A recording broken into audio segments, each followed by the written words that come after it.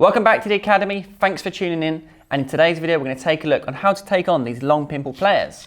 We've all been there when we're struggling going to league games or tournaments. You're playing against someone with long pimples and it becomes really difficult, and if you're not too sure how to take on these players, you're probably going to lose the game. It's going to be tricky, yeah. So Dan, in this video, he's going to be using OX pimples, which means it's a thin layer of pimples without sponge onto the blade. My pimples have a 1mm sponge, so quite a thin layer of sponge, and there's different varying styles of how players like to use the long pimples. Some players like to stay up close to the table and block with the long pimples. Others, perhaps the ones with a thicker sponge, like to go back and maybe defend with the long pimples. So there's a couple different ways you can use them. It sure is, Tom, and you know, long pimples, doesn't matter which type they all give off the same effect, the same spin on the ball. So in this video we're really going to go over the actual concept and principle on how to take on long pimple players. Definitely, just grasping that understanding, what you need to do to deal with these players and the way they're used in varying different styles.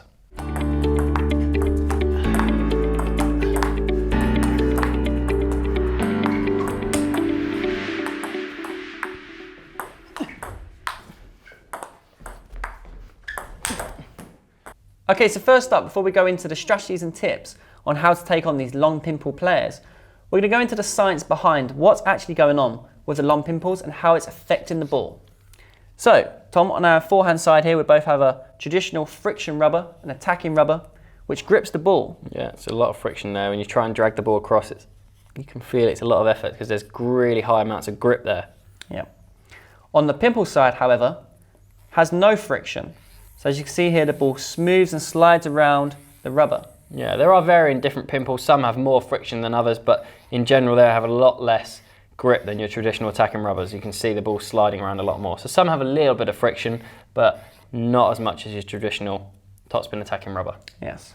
So if now me and Tom use both our friction rubbers, if I impart backspin on the ball, it comes through to Tom with backspin. Because Tom's friction rubber grips the ball, it's going to come back to me with backspin. Now that we all understand and we can get on with that fine. However, if I feed a backspin ball and Tom uses his good old long pimples, the ball is going to soak into the pimples but carry on going around with backspin. But as it comes around, because that spin's catering that momentum, it's got topspin on the ball. So now this backspin ball I did originally to Tom's pimples is now coming back to me with topspin. Like so. If I now put topspin on the ball's coming through with topspin, Tom's pimples come in, take effect, and now the ball's coming back to me with backspin.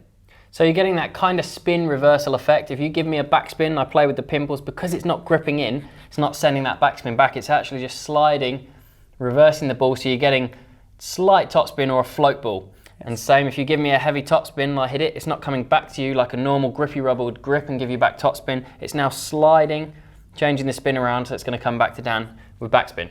It sure is. Now let's look at this next section of the video where we use some arrows to highlight this area even more, which will help us take on long pimple players. I'm now going to serve two balls to Tom, both being backspin. The first serve, Tom's going to return with his friction attacking rubber, and then on the second serve, he's going to use his long pimple rubber. And we're going to see what happens to the ball and the effects. So first up, backspin serve to the friction rubber.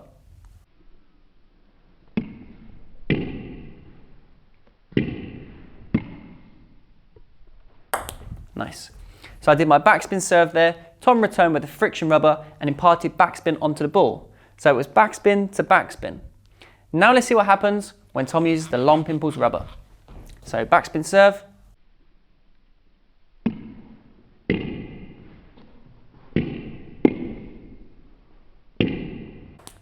So notice this time, Tom literally killed the ball. There wasn't much spin on it. As I did that backspin, Tom returned, it come through with float, not much spin, landed on my side and actually came through with a little bit of topspin.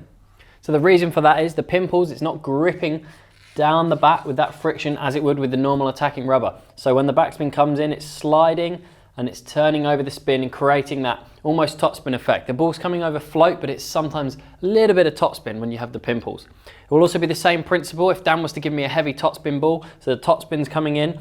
Once it hits the pimples, it doesn't grip and spin back with topspin, it slides and it's going to go back with heavy backspin. So just bear that in mind. So these long pimple rubbers are actually reversing the effect on the ball and the spin. So now for the exciting part, actually playing against the long pimples. So here in this situation, Dan's going to be using the long pimples, staying close to the table and blocking. as is quite common with this style of rubber with players using it. So I'm going to now practice the drill of doing one top spin, one push, just to get that feeling and understanding of playing against the rubber. So, as we discussed, when I play a top spin, the Pimples plays back, and it's coming back backspin. So that's why I'm having to push the next ball, just to get that feeling. So spin, comes back backspin, and push. Spin, comes back backspin, and push. And obviously it's the same in reverse when I push. So I go for the push, comes back, float, or slight top spin, and I can top spin it through.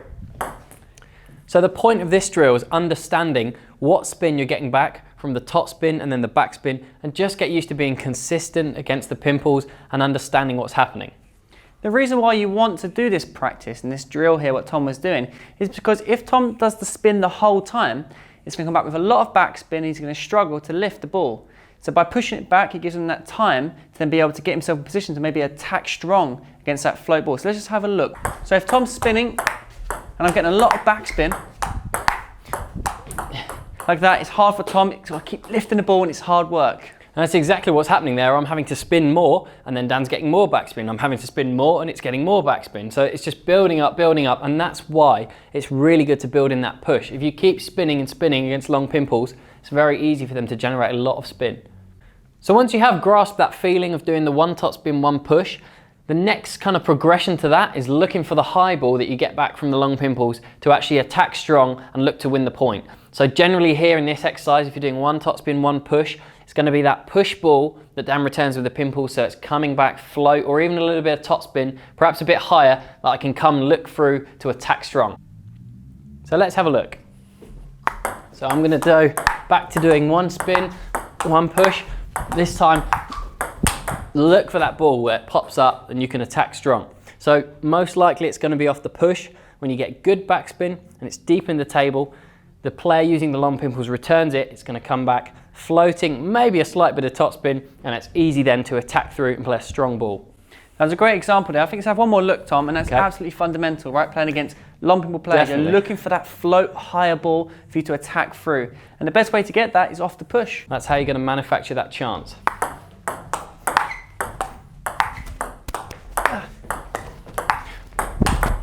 Another good example there, got a good push. That one was quite deep in the table for you there, Dan, as well, and that's what made you return it slightly higher. But also that's just the natural reaction of the Pimples. If you get good backspin, play with the Pimples, it comes back with a little bit of topspin, if not just float. Another key thing to understand when playing against a long Pimple rubber is because they're not able to generate a lot of friction and brush on the ball, if you don't give them any spin, you're not going to get much spin back. So the more top spin I give against Dan's long Pimples, the more backspin I'm going to get back. So that's something to think about. If you can actually take a bit of spin off your shots, you know you're going to get less spin back, which is going to be easier for you to control. So let's see an example of this. I'm going to play heavy topspin here against Dan when I do my top spins. A lot of spin, and that's coming back with a lot of backspin. A lot of spin, and that spin's coming back. You could even see there when the ball went into the net, spun straight back to Dan because I gave him a lot of spin. So if we do that same thing, and I'm going to put a lot less spin on my top spins, and you'll see what happens. So I'm just going to soft ball, not getting much spin back. Slow top spin. So you can see there, when I'm taking a little bit of spin off my top spins, he's not able to generate much spin because again, he's not getting that friction. So if you give less spin, you get less spin. I use my Pimples close to the table, being aggressive, trying to be sharp off the bounce. Tom's going to take a step off the table and be a traditional defender with his long Pimples. Now let's see what happens. The same approach and mechanics applies with the ball and the way you want to play. I spin the ball and I push one. Spin, push. Notice when I push, the ball's coming back through float, so I can play stronger. That's the one I want to use to try and win the point. So another look there. I'm going to spin through heavy. I'm going to come back through with a lot of backspin, so I push it. Then the ball's sat up, and I can attack away. So that's what you're looking to do when you're playing against long Pimple players. You're looking for this float ball to come through after you've pushed the ball. Another good tip when you're playing defensive players anyway, is if you keep spinning, they're going to get nice and comfortable and they're going to get into the routine of how you spin the ball and to make you quite tired, and they don't have to move around too much. Whereas if I'm bringing them into push, it's going to make it difficult. In this instance here, I'm going to keep spinning and let's see how it goes. So Tom's drifted off. I'm going to put in heavy spin. Again, difficult. Lots of backspin came through to me, so I was better off pushing there. Let's do it again. So heavy spin. Oh, Tom's getting a lot of spin there. Come on. I'm having to really spin that ball to try and win the point. So one more. I'm putting in lots of spin. Oh, that's a great spin up there, Tom. So you can see there, Dan's actually having to put a lot of effort in against these chops to win the point by just spin, spin, spin. It's a lot of effort. Whereas if now he goes back to trying to vary and putting the push in when he needs to, we'll see it makes a big difference. Yes, and as I was trying to emphasize as well, it means Tom had to come in and push the ball, and it gets him moving more as well, which makes it harder for you to defend. It's going to be more difficult. So I'm going to push to bring Tom in, and I attack. Now that happens quite a lot when you are playing against pimple players. You do see the pop-up ball, and then you overhit off the table. What I try and emphasize to a lot of players who I coach is you've got to practice this ball, because this is one that will happen when you play long pimple players. You need to practice against it. So that was actually a really good example there. Dan got the ball he wanted, and that's quite often the case. You get the ball and you rush in and you actually miss it. So let's see another example now. Dan's going to try and get that last ball. So I'll let you serve, Dan. So he's going to top spin. See, that was a better example there. So push back the heavy chop. He got the higher ball he wanted, and he was able to come in and finish the point. I think that time as well, I took my time, Tom. Like you said, I didn't rush in previously. That time I let the ball sit up, took my time, moved my feet, and then top spinned at the top of the bounce. So a few things you want to be mindful of and look out for when you're playing against these long pimple players is not fall into the trap of over forcing the ball and top spinning the wrong ball. Shot selection is absolute key when you're playing long pimple players. So let's just have a look. If I play Tom and I'm trying to top spin everything, it's going to be very difficult for me. And it's going to go into the net. I mean, you can spin those balls. For example, I'll have to use more legs and really lift the ball. But Tom is going to love this because now he can get comfortable, get into his routine. If I push one, take my time, and again, I can look for that float ball to attack. So take your time when you're playing against long pimple players and don't fall into the trap of trying to lift everything. When it's a heavy spin ball, just push it back, take your time. I think what's linked into that as well is a good example there. You don't need, against these players, to force the point to try and win it too early. You don't need to spin, spin, spin. Sometimes it's that variation and being patient. You know, that's the sort of thing the long pimple player wants, to get into that rhythm of just chopping back, no variation. If you're bringing them in and out with that push, it's going to be a lot harder for them. Another great tip when you're playing against these long pimple players is the placement of your shots. So when Tom's chopping, he needs to get in good footwork and get in good position. The best place for me to play, where is it, Tom? Yeah, right here into my hitting zone. So probably, I'd say around my left hip, around this area. That's where it's easy for a defensive long pimple player just to chop away. If it comes wider, I've got to move. If it comes into the body, I've got to really move again. So this middle, almost stomach towards left hip area is a really nice, comfortable position for me. Yeah. So now if I play against Tom, I'm going to try and target an area that he doesn't like, and I think the best one would be towards his middle, especially when the ball sits up high, rather than going strong to the corners where he can get his back there and block it back, which pimple players tend to be quite good at blocking at. So you want to target their body crossover, which we look at in another video as well on targeting the elbow. Let's take a look. So I'm going to top spin now. When I get my loose ball, I'm going to target the middle. So push. There we go, straight into the hip. So difficult to return, Tom. Yeah, you got me there. I mean, you could see there I was out of position, I was reaching across, I was off balance. If Dan put that in here, into my backhand, I can control it. And again, like Dan said, even if it was in my forehand, I could probably have switched and got it with a forehand block. But because it was in that elbow point, really difficult for me to react and actually play an effective shot. Another common error that players fall into, especially when they're in intense battles, not thinking too clearly and taking their time, is overcomplicating their own serves. Now, like we said earlier on at the start of the video, pimples have a big effect on the ball. It can be quite difficult to know what's going on. So if I start serving Tom with crazy side spin serves, reverse serves that I'm not too sure what even I'm doing, and then what's coming back is going to be a bit crazy and difficult to control. Absolutely. I think, like I mentioned earlier in the video, if you give less spin to the pimples, you get less back. I can't really generate a whole lot of spin on my own.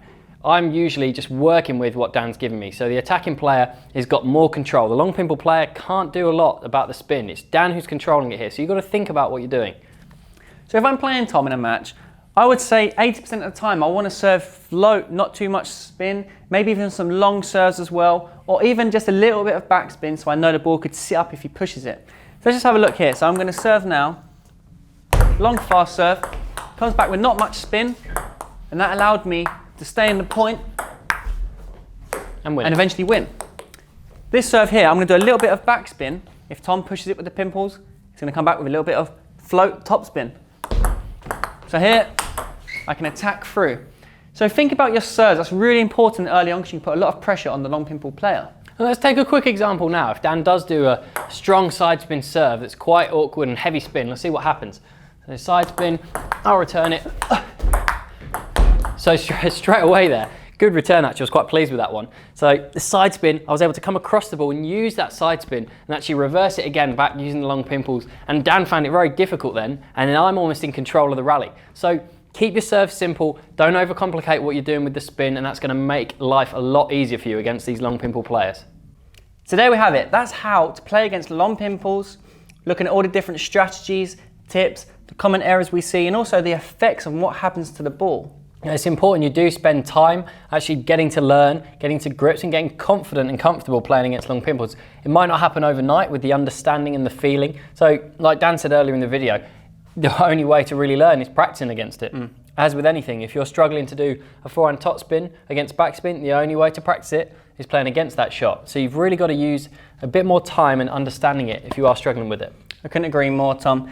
And I think practice that spin ball, push ball, and get into that feeling and touch, and you'll start reading the spin on the ball as well. The more you practice it, you can start seeing the ball in the air, and you can start judging if it's a float ball, not much backspin, or if there's a lot of topspin or backspin. The more you practice it, you can start really learning what's going on with the ball. And definitely if you are still struggling with the concept and what's actually happening when the ball hits the pimples, do remember to look back to the early part of the video where we explain what the long pimples is doing to the ball in comparison to a normal high friction grippy rubber, and just get to grips with that early on.